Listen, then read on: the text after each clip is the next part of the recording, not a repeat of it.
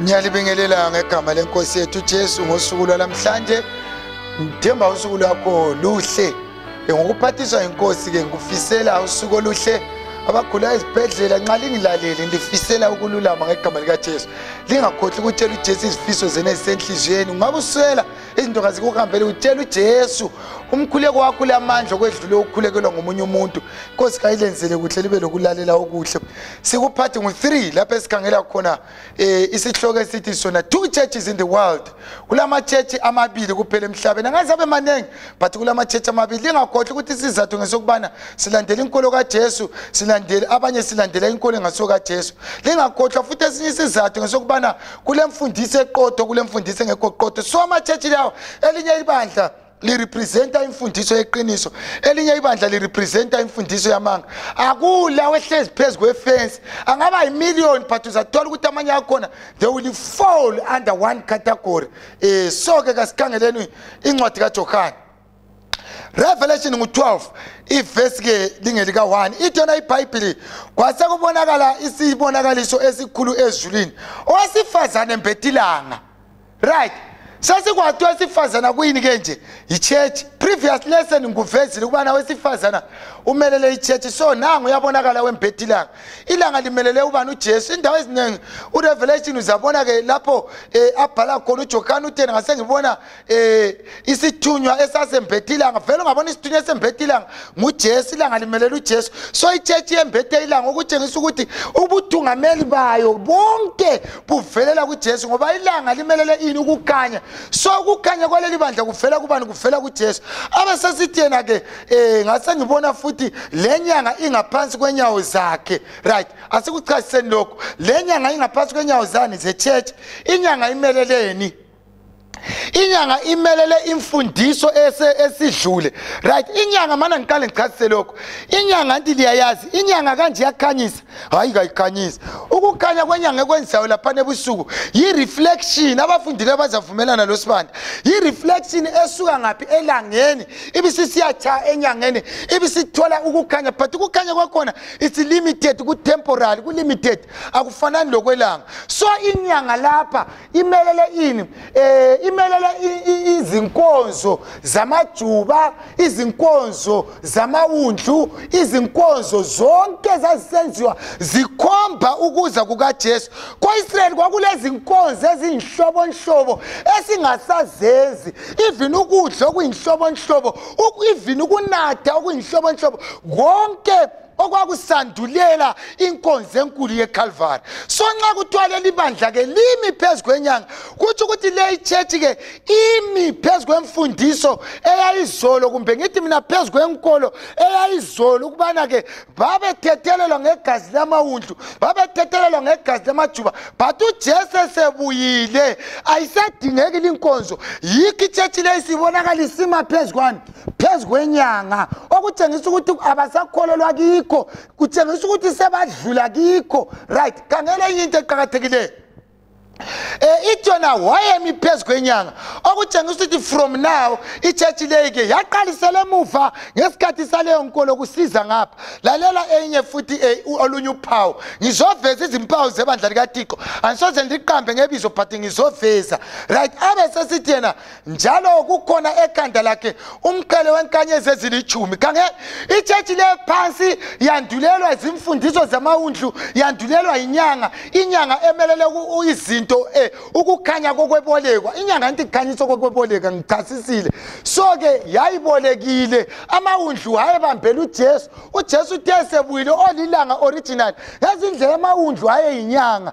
Inyanga ke ilanga lingaphuma inyanga yenze njani? Ayisakhanyisi. So ke la abesesithi okunye ngakubonayo ekhanda lakhe kwakulemqhele emingaki, hayi uthi yena ekhanda lakhe kwakulezi inkanyezi, right? Uthe izinkanyezi ezingu12.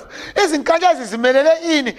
Ama souls awinwa engathi isoul winning liyana yizikhonzi leziyana, kodwa iphinde futhi imeleleke abafundi bakaJesu, okutshengisa ukuthi ibandla leli isisekelo salo singaphi bathandikayo? Siku12 disciples zikaJesu. Remember i12 disciples yethwa livangeli ukuze lifike eSouth Africa khonapha. Yiyo eyaqalisa umsebenzi ukuze ivangeli lifike eBotswana, eZimbabwe, whichever country ongayicabanga. So ke kunjalo this church iyevezwa lapha, right? Kuzovezwa ke olunye uphawu laphana nxa ngiqeda. Kuthiwa umfazi wayekhulele wakhala ngobuhlungu bomkhelo. Ukukhulelwa kumelele kubana leli bandla lalimelele ukuzala kukaJesu. Isaiah bakhuluma bathi sizazalelwa indodana intombi enjani emsulwa engazange yazi isilisa. Ibandla ke lakhala ngomkhelo ke limelele uJesu. Ibisisithi ke nxa isisiya kuvesi ngu3 kwasekubonakala esinye isibonakala sezulwini. Khangela kumgobho omkhulu obomvu lamakhanda ayisikhombisa lempondo ezilithumi lemiqala isikhombisa emakhanda awo, right? Nasi description kaSathane. Akula muntu ongazi uSathane ukuthi ngumgobho obomvu. uSathane akakwenzayo ke uyavezwa lapho ukuthi sokwenzakele lokho.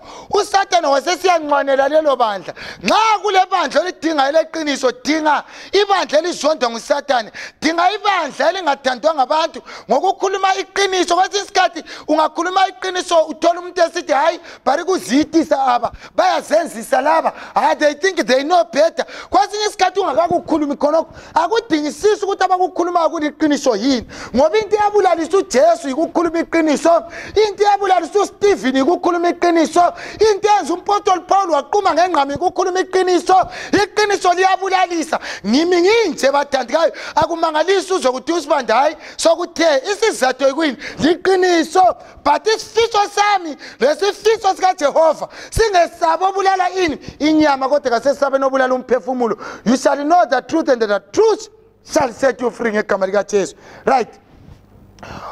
Engifuna ukuthi ngikuthinte kasambeni ngeke ngikuqede konke, right?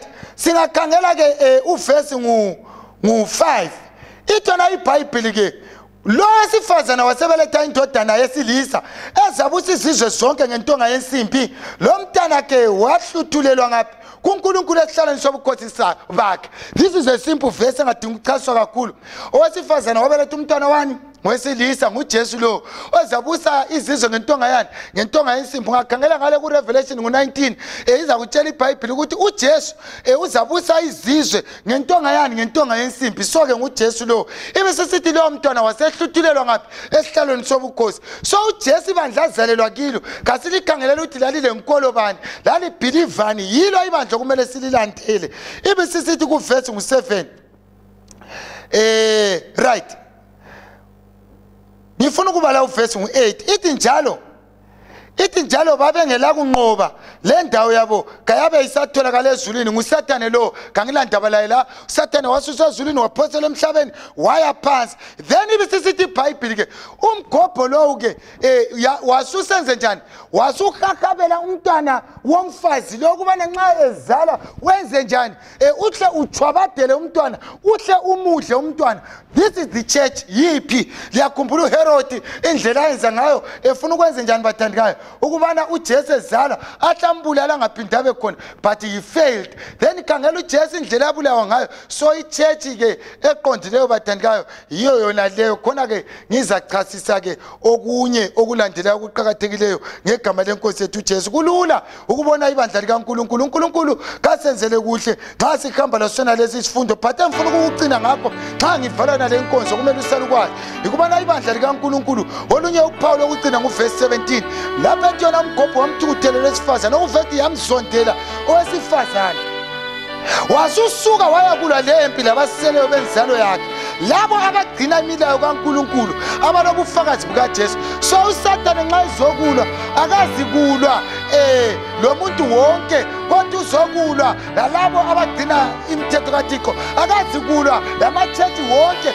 kodwa uzokulwa lebandla eligcina umthetho kaThixo. Remember, kakuyi ngokuthi ucabanga njani kodwa kuya ngokuthi iBhayibheli lithini. You shall know the truth shall set you free. Ngoba lo suku oluhle ngiyalithanda, lo Jesu uyalithanda. Ngiyabonga, amen.